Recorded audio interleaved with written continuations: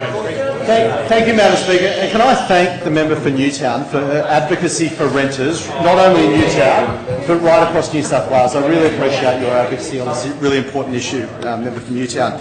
The government knows that housing affordability is not just an issue affecting residents in Newtown, but indeed residents right across New South Wales. So Australia's traditionally been a nation of homeowners. However, that great Australian dream, as you know, member for Newtown, is increasingly becoming a nightmare. And according to the 2015 Australian Bureau of Statistics, 31% of Australians now live in rented accommodation. So in New South Wales, Madam Speaker, that's around 824,000 people that rent every year. And Madam Speaker, as the Minister responsible for administering the Residential Tenancies Act in New South Wales, I too am one of those Australians that rents their properties. So I want to ensure that renters get a fair go in this state. Historically, renting's been viewed as a short-term housing option, a stepping stone to home ownership. Today, people are renting for longer.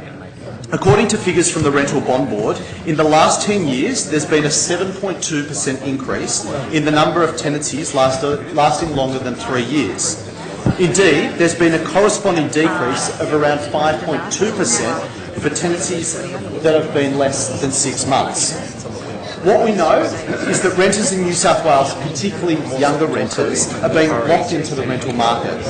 And that's exactly why I'm currently looking at options to provide greater protections for renters, not just in Newtown, but indeed right across New South Wales. So our laws need to keep up with the change in this growing and increasingly important part of our community. Madam Speaker, we've already made some changes in this space.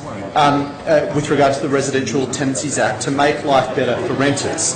So some of the things that we've done is requiring agents and self-managing landlords to register with the Rental Bonds online system. So that makes it easier for you to pay your bond and also easier for you to retrieve your bond at the end of your lease. Also allowing email service of notices and other documents, and indeed making rental bond data available online. So more transparency about rental bond data in the marketplace. And I know the great work of the Minister for Finance in making that possible.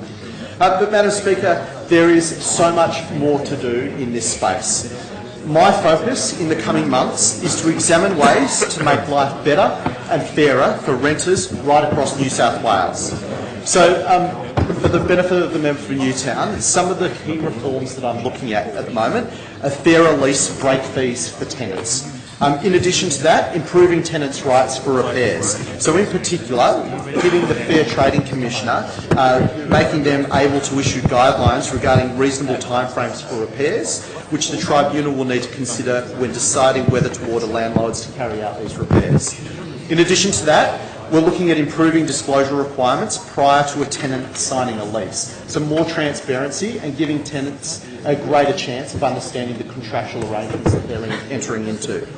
In addition to that, we'll be looking at increasing protections for tenants regarding photos and videos of the interior of rented property, which include the tenant's possessions. And Madam Speaker, I know you'll be particularly interested in this one.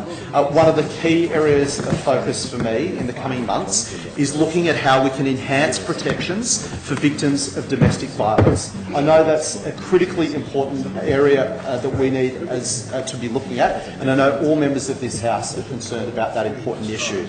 Will importantly be looking to enable immediate termination of a victim's own tenancy without compensation to the landlord for the early termination in circumstances of domestic violence. So we're looking at a range of measures around that, how to make that possible. In addition, Madam Speaker, I want to make it clear to the member for Newtown that we're looking also to see how we can improve security of tenure for renters in New South Wales. So those options, those are the key areas of reforms that I'm looking at the moment to improve life for renters right across New South Wales. Madam Speaker, I know that this is a big issue. As I said, the rental market is growing in New South Wales, and more New South Wales residents, indeed Australians, are spending more time renting in this state. And I, as the Minister, am just one example of the many young Australians who are caught in the rental trap.